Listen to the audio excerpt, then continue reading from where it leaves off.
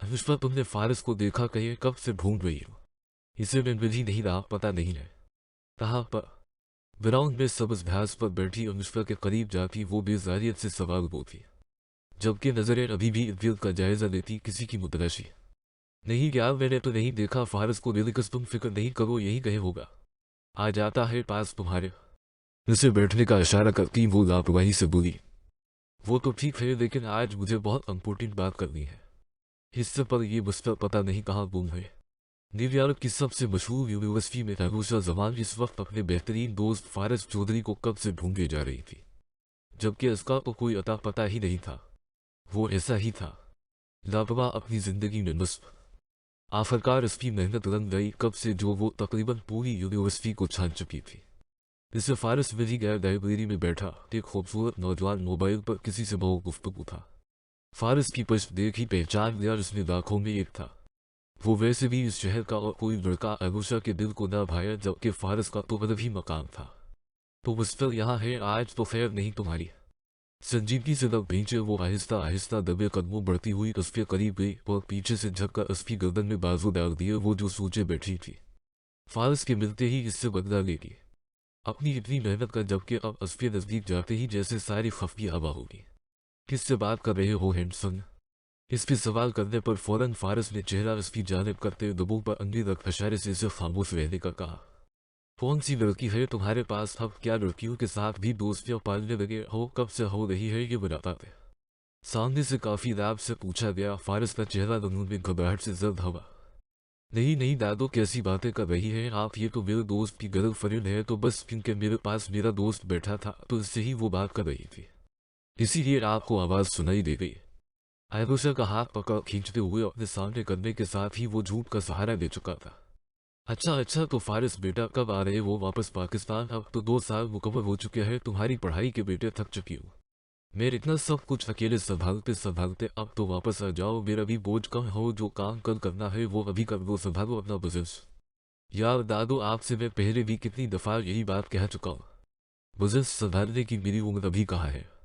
अभी तो मैंने लाइफ को एलिफ जी को एलिफ लेते चली 3 दिन, क्या इतने परिणस है मेरे, वो सब कुछ मैं बिजनेस में फंस कर बर्बाद नहीं कर सकता। आयरूशा को सामने टेबल पर बैठा और उसका हाथ चूमता वो साफ मना कर गया। 27 साल का हो चुका है तो फारिस मजीद कितना एलिफ जी को एलिफ लेते चली की करना है लाइफ को। उन्हें भी उसकी बेहसी पर वसाया। इतनी तो दौलत है हमारे पास दादो, फिर चाहे मैं पूरी उम्र कुछ ना भी करो फर्क नहीं होने वाली यार, मैं ऐसी से गुजार दूंगा अपनी जिंदगी, आप फिक्र ना करो। हमेशा की तरह अब भी इसने उनकी बात को संजीदगी में न लिया। अच्छा तो फिर तेरे बच्चे क्या करेंगे? सब कुछ तो तुम्हें ही ऐशी में अड़ा देना है, वो अपना खुद देख लेंगे। यार ये मेरा मसला तो नहीं। हंसता हवा वो उनके तेज में इजाफा कर दिया। इसीलिए सिर्फ इसीलिए मैंने बचपन से ही तुझे औकात में रखा, क्योंकि जानती हो मेरा पोता कितना होनहार है, इसलिए अब भी तुझे तो मैं कुछ ना दूंगी। कोई प्रॉपर्टी नहीं मिलने वाली तुझे जब तक तुझे एहसास नहीं हो जाता पैसे की अहमियत का और अपने रिश्तों का। बहुत हो गया एशिया, कल ही तो वापस पाकिस्तान आ रहा है और अगर तो सुबह ना आया फिर वही रहा, मुझसे तो मंथली पैसे रहे ध्यान दे। तुझे भी मांग कर गुजारा करना या फिर कोई जो ढूंढ दिए मेरी प्रॉब्लम नहीं, बाद में भी तुझे एक पैसा नहीं मिलेगा, भूल जाना सब। गुस्से से गर्द उन्होंने फोन बंद कर दिया। ओ शिट यार, गुस्से से चिफ्ता वो मोबाइल हवा में उछाल गया जैसे बामुश्किल आगोशा ने खींच दिया। दादी को क्यों नहीं समझ आती, हमेशा अपने फैसले थोपती है, ये मेरी लाइफ है, फिर मर्जी मेरी क्यों नहीं। मोह मेरे ने ये सारी प्रॉपर्टी मेरे लिए छोड़ी ताकि मैं उसके जरिए अपनी लाइफ स्पेंड करूं, लेकिन तब से ही दादी सारी दौलत समेट कर बैठी है, सब अपने अख्तियार में ले जा तो मानो भी है। आयरोशा, बचपन में मुझे डेली पॉकेट मनी सिर्फ 10 रुपए मिलती, मुझसे ज्यादा तो वर्बियों के बच्चे देकर आते थे पैसे। यार हर चीज के लिए बचपन से तरसा हूं मैं। दादू ने मुझे न्यूयॉर्क आने की परमिशन दी तब बनाओ कि जब मरने की धमकी दी उन्हें मैंने सोचा था अयाशी की जिंदगी गुजारूंगा इधर, लेकिन अब कल आने का हुक्म दे दिया उन्होंने। इतनी दौलत क्या करनी मैंने जब मेरे किसी काम की ही नहीं। सोफ चेहरे के हमरा वो अपनी दादी की बुराई अपनी ही गर्लफ्रेंड से करता जा रहा था। उससे पछतावा था अपने कराची के सबसे बड़े बिजनेसमैन के घर में पैदा होने पर भी। फारिस बेबी क्या हो गया है? दादी ज्यादा से ज्यादा कितना जी देगी? उनका मरना तो अटल है, फिर बाद में तो सारी दौलत तुम्हारी ही है बेबी। काश ऐसा मुमकिन हो, वरना मेरी दादी जिस पसंद की है वो तो अपने जाने के बाद भी यतीम खाने को डोनेट कर देगी, सारी दौलत। अपनी ही दादी के लिए वो इतनी नफरत रखता जिन्होंने उसकी अकेले परोस दी। बेबी ऐसे क्यों सोच रहे हो, सब अच्छा ही होगा। Don't worry. उसका चेहरा छोटी वो फारस को नॉर्मल करने लगी। नहीं रैनोशा, बस बहुत हो गया, अब मैं मजीद दादी की कठपुतली बनकर नहीं रह सकता, अब मैं यहीं रहूंगा। हमेशा कोई जो करके गुजारा हो जाएगा, मेरा अब से यहीं पर ही सेट हो जाऊंगा। डेट इज कन्फर्म, फिर तुम्हारे घर जाकर तुम्हारा रिश्ता मांग के हम दोनों शादी कर लेंगे। जिंदगी कितनी आसान हो जाएगी, हमारी खुशी खुशी से गुजर देंगे। बस बस फारिस, इतने आगे का मत सोचो, तुम कल पाकिस्तान जाओ, पुलिस और दादी जो कहेगी वही करो तुम, फिर देख लेना जब तुम अपनी दादी का हर कहा मानोगे तो खुशी से वो सब कुछ तुम्हारे नाम कर देगी। मुझे मालूम है जो बूढ़े लोग होते हैं उन्हें सिर्फ इसी बात से खुशी मिलती है, हर कोई इनकी बात माने, बस समझे तुम। इससे दूर हो कि वो फारिस पे पाकिस्तान जाने पर इसरार करने लगी। हाँ लेकिन मैं कैसे रहूंगा तुम्हारे बगैर, ये जिंदगी को तुम्हारे बगैर काटना नामुमकिन सा लगता है। कम ऑन फारिस में कौन सा हमेशा हमेशा के लिए तुम्हें छोड़ रही हूँ। जब सब कुछ मिल जीन बलिफ छेदी पींदा तुम्हें तब में भी पाकिस्तान आ जाओगी, तुमसे शादी करने के लिए, फिर आराम से जिंदगी गुजारेंगे हम दोनों। बेबी मुस्कुरा कर फिर से उसके गाल पर हाथ रखे वो उसे समझाने में जट गई। लेकिन जैसा तुम सोच रही हो, अगर ऐसा ना हुआ तो। फारिस ने भी अपने दिल का भंग बता दिया। तो फिर तब की तब देख लेंगे, तुम वहां जाकर मुझे कॉल पर हर बात बताते रहना, फिर सोचेंगे क्या करना है। मुंह बनाते इसने हामी भर ली। अबूसा खुशी से उछल कर उस पर बिले रखती हंसने लगी। अफफ बेबी क्या हो गया है, ऐसे दिन क्यों बनाया हवा है तुमने, अब जल्दी से ये प्यारी से सवाल दो मुझे प्लीज। कुछ सेकंड्स बाद इससे दूर होती वो मुस्कुरा कर कहने लगी, तुम जानती हो मेरे चेहरे पर समाइल ऐसे ही नहीं आती। असफिर नबों को फोकस किया, वो भी हल्का सा मुस्कुरा दिया। वो बहुत मोटी वो गाफिलत छेदीपीन हो तुम। हाँ तो अगर मेरे चेहरे पर समाइल देखनी है तो तुम्हें मुझे एक किस्त तो देनी ही होगी। नो नो मैं तो नहीं दूंगी। 2 कदम पीछे होगी वो फारस को इनकार कर दे। ऐसे कैसे नहीं दोगी। झट से उसे कमर से पकड़ा, वो उसके चेहरे पर झक गया कि फौरन ही नबूशा ने उसके होंठों पर हाथ रखते उसकी कोशिश नाकामी ने बदल दी। प्लीज फारस नहीं, ये सब बाद में होगा, फिलहाल तुम जाओ, आज सब दोस्तों को अलविदा करो और पाकिस्तान जाने की तैयारी अभी सिर्फ तुम्हारे कहने पर जा रहा हूँ मैं, वरना मैं तो तुम्हारे साथ गरीबी में भी जिंदगी गुजार दूंगा। हाँ तो फारस में तुम्हारी दुश्मन थोड़ी हों जो तुम्हें पूरी उम्र इतना कुछ होने के बावजूद भी गुर्बत की जिंदगी गुजारने का मशवरा होता। ओके यार, गो यू सो मच। खींच कर उसे गले लगाए वो उसके बालों पर लब रख गया।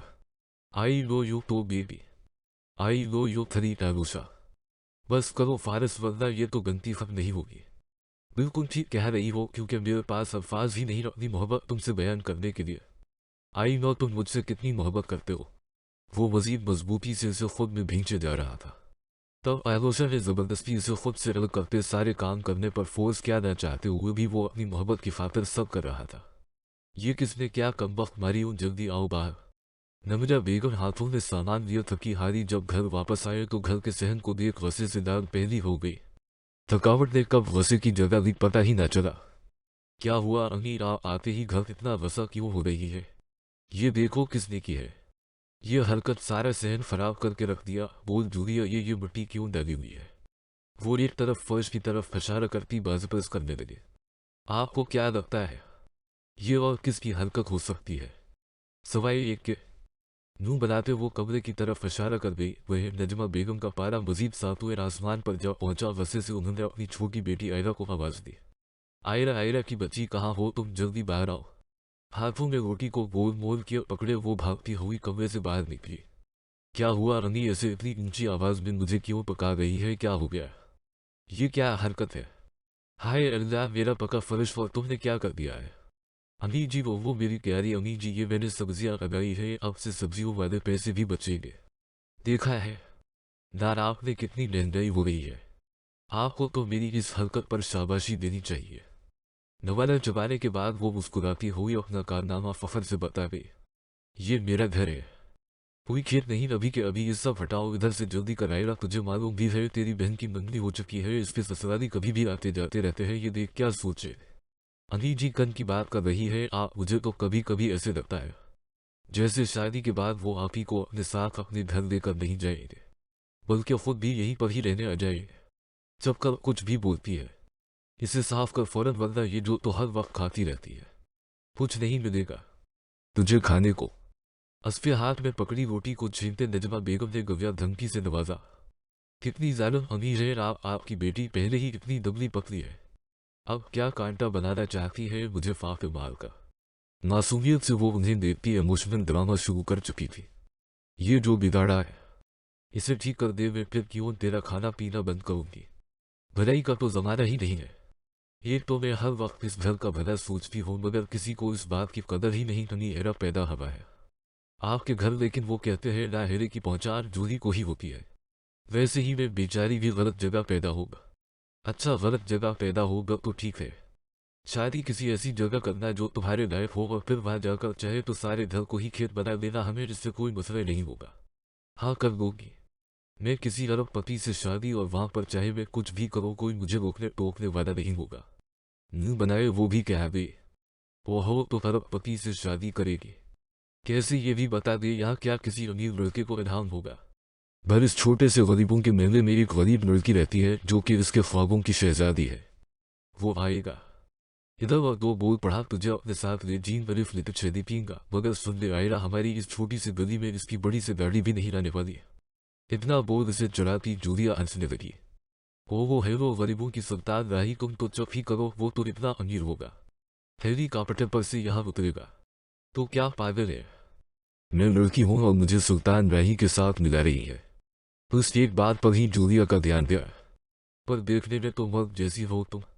इसे इतना कह जोर जोर से जमीन पर पाँव मारती वो खिलखिला कर हंस पड़ी।